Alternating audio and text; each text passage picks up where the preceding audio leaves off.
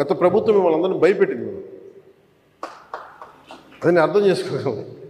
కానీ మేము మీకు భుజం కాసే వ్యక్తులు. మేము ఇది ఒక వ్యవస్థని తిరిగి బలోపేతం చేయాలంటే చాలా చాలా కష్టసాధ్యమైంది. నాకు నిజంగా చెప్పాలంటే ఒకసారి నాకు ఇది నేను చాలా ఆనందంగా ఎంచుకున్న శాఖ. నేను ప్రభుత్వ ఉద్యోగ కొడుకుని, ఆ జీతాల మీద మేము పెరిగిన వాడిని.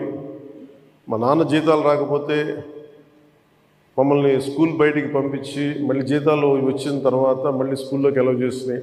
అవి కూడా ఉన్నాయి నా సంఘటన. అలాంటి సంఘటనలు ఉన్నాయి. అందుకని నేను కష్టాన్ని అర్థం చేసుకోగలను. అంటే 1వ తారీఖు జీతం రాకపోతే ఏమవుతుంది నాకు అనుభవం ఉంది. అలాగే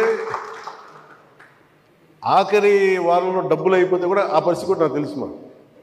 పొరపాటున మేము ఏదో ఇవి జరిగిపోయినాయి, కానీ మేము ఇలా ఈ సినిమా రంగంలో ఇవన్నీ ఉండటం వల్ల బేసిక్గా చాలా సాధారణ స్థాయి నుంచి వచ్చాం. కాబట్టి అన్నిటికంటే కూడా సాధారణ స్థాయి మాకు భగవంతుడి వచ్చిన మమ్మల్ని తీసుకొచ్చిన సాధారణ స్థాయి కష్టాలని మేము మర్చిపోం. అందుకని ఈ రోజున రోడ్ల మీద బయటికి వెళ్ళి ఎందుకు ఆగి ఎందుకు మాట్లాడుతానంటే ఆ కష్టం ఎలా ఉంటుందో నాకు తెలుసు. ఇందాక మీరు ఇచ్చిన రిప్రజెంటేషన్ కూడా ఆ కష్టం ఎలా ఉంటుందో నాకు తెలుసు.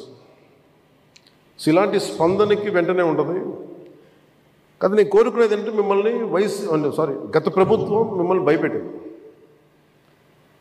అంతకుముందు ఉన్న ప్రభుత్వంకి మీరు ఏదైనా ఒక నిరసన చెప్పడానికి చాలా బలంగా చెప్పగలిగేవారు.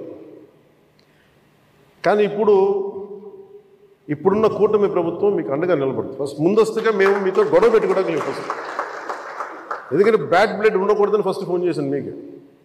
అరే వస్తే నువ్వు కలవలేదండి, నువ్వు కూర్చొని పెద్ద ఆఫీసులను కలుస్తాం, మమ్మల్ని కలవవా అనే ఒక చిన్న బాధ ఏదైనా ఉంటుంది. ఎందుకంటే నాకు తెలుసు, మా నాన్న బాధ నాకు తెలుసు. అందుకని వెంటనే ఫోన్ చేశాను.